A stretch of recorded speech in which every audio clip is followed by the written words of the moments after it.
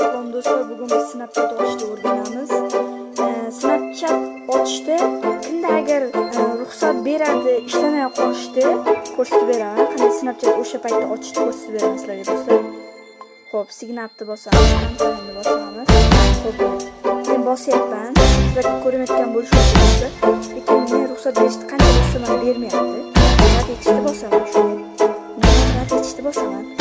Mana bu ikkita so'z dini olovchi. Ismini kiritaman do'stlar.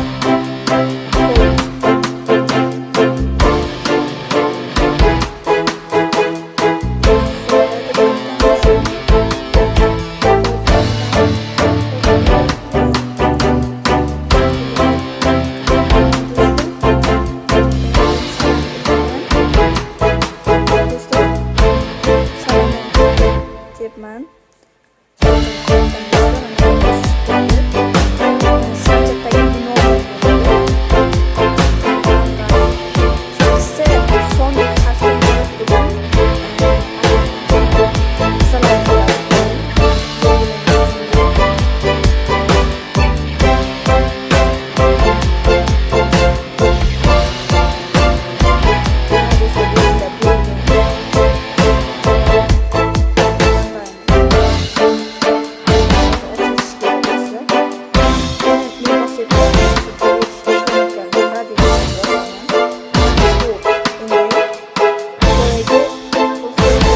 deb yana yozaman.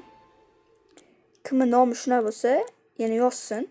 Shu ismi, familiyasini повтор yozsa ham, xolasa familiyasini yozsa ham, mana bu yerga gmail.com deb yozsa bo'ldi. Chiqib ketaveradi do'stlar. Xo'p, yana ruxsat berish menda ishlamayotgani uchun rad etishni bosaman va kontaktni bosaman. Yana ruxsat berish ishlamayapti. Rad etishni bosaman-da. Yo'q. Xo'p. Kim o'g'il bola bo'lsa, shu anunga kirsin. Men X qilaman, X'ni bosaman. Bo'ldi. Yana ruxsat berish ishlamayapti. Rad etishni bosishga majbur bo'laman. Xo'p.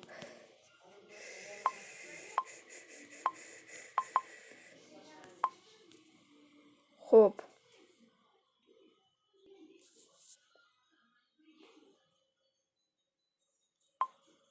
Shu tariqa do'stlar, Snapchatimiz ochiladi. Menda ruxsat berish ishlamayotgani uchun Snapchatni ocha olmadim. Sizlar urinib ko'rsalaring bo'ladi. Shu men aytgan qonun qoida bo'yicha ketsalaring, faqat ruxsat berishni bossalaring, hammasi ochiladi. Mana orqa tarafida ko'rinib turibdi Snapchatligi. Agar menda ruxsat berish bo'lganda Turn appni bosardim, Turn on'ni bosardim va ochilardi. Shuning uchun do'stlar, kanalimga a'zo bo'linglar va like bosishni esdan chiqarmanglar. Yoqqan bo'lsa kommentariyaga yozib qoldiringlar.